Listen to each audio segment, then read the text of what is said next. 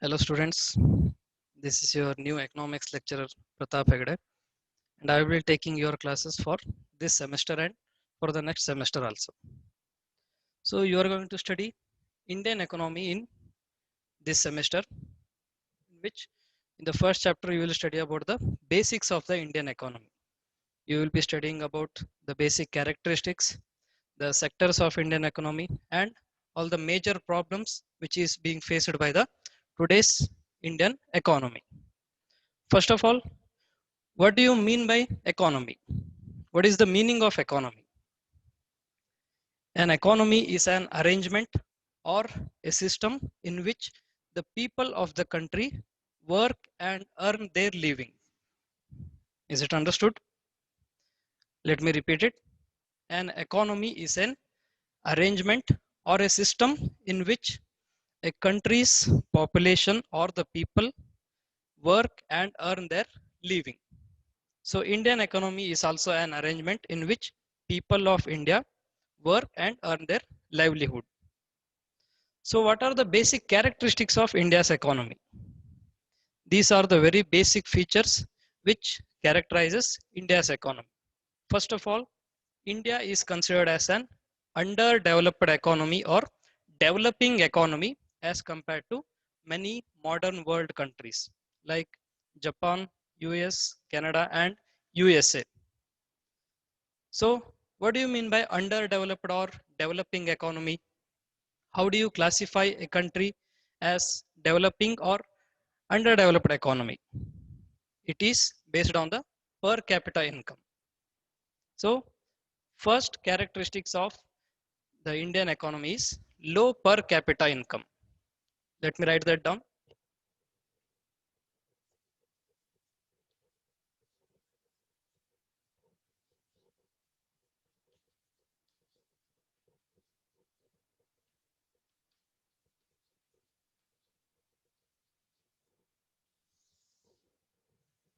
The first characteristics of Indian economy is low per capita income.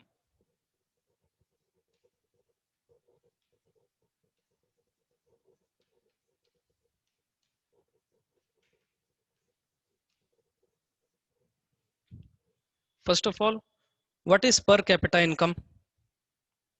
Per capita income is the average income of an individual in a country. Understood? Per capita income is the average income of a person living in a country. So how do you calculate per capita income? It is calculated by dividing the total national income by the total population of that country. It is per capita income is equal to national income divided by population. So low per capita income is a basic characteristics of Indian economy. So according to 2016 data, India's per capita income was only 1,709 US dollars. That is 1709 US dollars.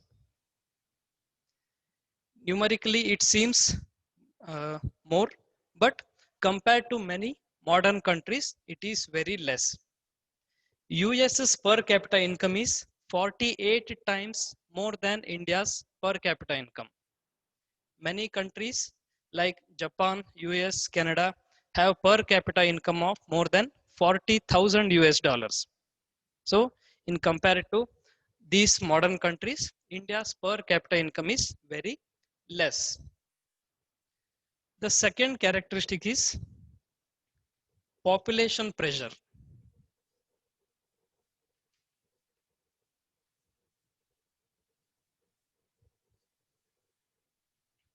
Like many underdeveloped countries or economies, India's population is very high because of the birth rate is very much and death rate is very low. What happens when a country's population increases extensively? What happens to the resources? Do they also increase according to the increase in population? No, isn't it? So as a country's population increases beyond the capacity of that country's natural resources, the natural resources will be exhausted. They will be under pressure because of the excessive population. So what happens when the population increases? People will get less natural resources in their part. They will have less uh, obligation. They will have less facilities to enjoy. So it will lead to unemployment. It will lead to poverty. It will lead to discrimination, and also it will lead to underemployment. According to a survey in the 2016, about 22% of the India's population is living below poverty line. That is about 22%. That is about quarter of the population is living below poverty line. Only about 78% of people are living above the poverty line. So what happens when people of this country are living in poverty? They will have less facilities, they will have less material benefits to enjoy. So this is the second characteristic. India's population is pressure is very much. You already know that India is second to only China in terms of population. According to 2016 data, China's population is 1.37 billion and India's population was 1.32 billion. So there is a less difference between the population of these two countries. It does not take more time to surpass China and become the highest populated country in the world. Coming on to the next character. The next character is occupational pattern.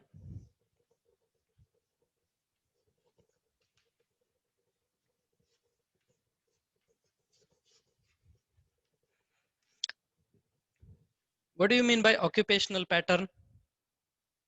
Occupational pattern means the nature and kind of the work the people of that country do, the nature of their jobs, the nature of their employment. So basically, in any country, occupational pattern is being classified under three sectors. That is primary sector, secondary sector, and tertiary sector. What do you mean by primary sector? Primary sector means it consists of all kinds of agriculture and agriculture related works. So basically all the activities which the farmers do and also the activities related to farming. Like for example, cultivation, pottery, farming, dairy cultivation, hen farming, cattle breeding, all these kind of activities come under the primary sector. Next one is secondary sector, that is also called as industrial sector, and the tertiary sector or the third sector is also called as the service sector. In this service sector, all kinds of engineering works, all kinds of medical help, all kinds of legal help, all kind of transportation, communication services, so infrastructure and all these facilities and all these employments are coming under service sector. So occupational pattern of India is very much concentrated in the primary sector. That means about more than 50% of the population is engaged in primary sector. But the return from this population, the return from this much dependency is very less. Only about 20% of India's GDP is being contributed by the primary sector. As compared to other modern world countries, it is very less. In the modern countries or in the forward countries or in the developed countries, the dependence on agriculture is very less. That is not more than 10 to 15 percentage. So not more than 10 to 15 percentage of the population is engaged in primary sector. So more number of people will be engaged in secondary and tertiary sectors. But in India, more than half of the population is dependent on only agriculture sector. But return from this primary sector or agriculture sector is very less compared to the dependence of the population. So what do we need to do? We need to look for other works like in secondary and tertiary sector, and we need to improve our technology and improve our machinery so that with less number of population dependent on primary sector, we can increase our productivity in the primary sector. So this is the occupational pattern. Understood? Occupational pattern means the kind of the work which the people of that country are engaged in. So in the India, more than 50% of the population is engaged in primary sector. Next one is, the next character is excess poverty.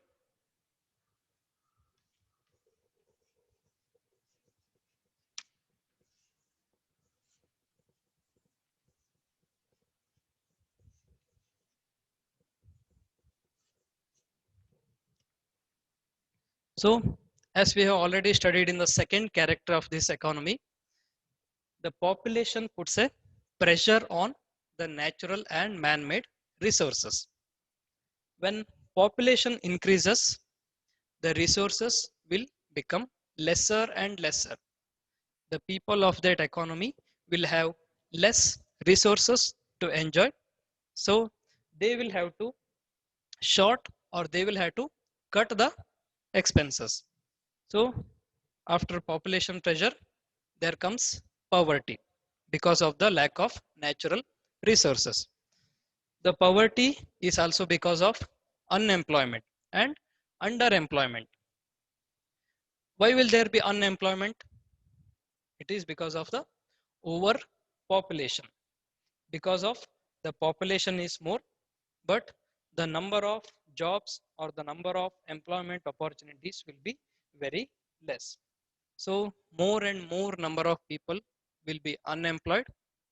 Unemployment will lead to poverty, and poverty will lead to many more social problems like theft, robbery, and all other kinds of illegal activities. So in order to increase our productivity and in order to stop social problems from arising, we need to control population pressure. We need to create employment opportunities. By this, we can reduce the level of poverty and unemployment in our economy. So I already told you, as more than 22% of the people are living below poverty line according to 2016 data. So it is not good for any economy. This is the fourth character. Now let's move on to the next character, that is low level of technology.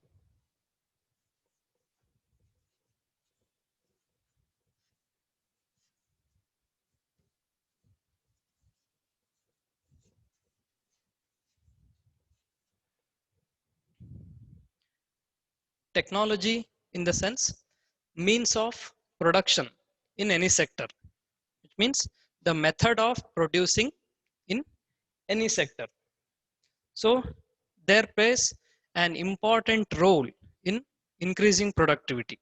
Technology has a main part in increasing production in any sector. You can take primary sector, you can take secondary, or you can take tertiary sector also.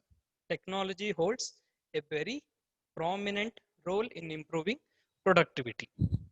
So the modern world countries like US, Canada, Japan, and China have been using very high technology for producing, maybe in primary or maybe in secondary or service sectors.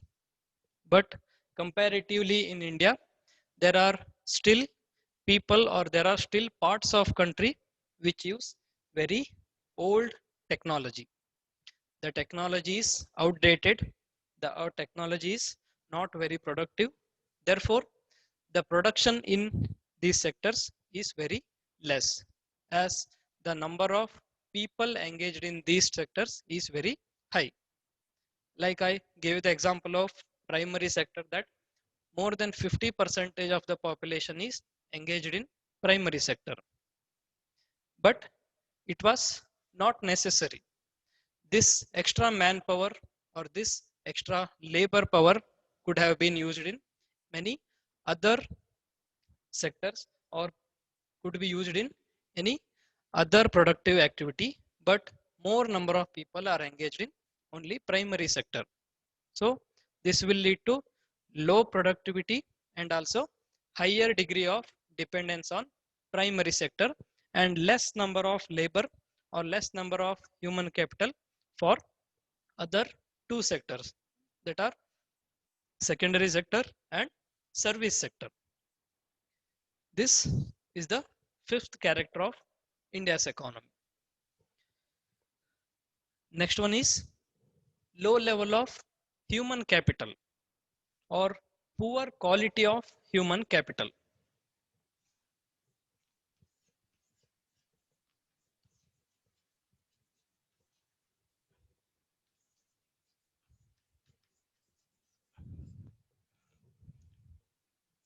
So what do you mean by human capital? Human capital is the productive part of the population of a country. Understood? Human capital means the part of the population which is contributing towards the growth of any economy.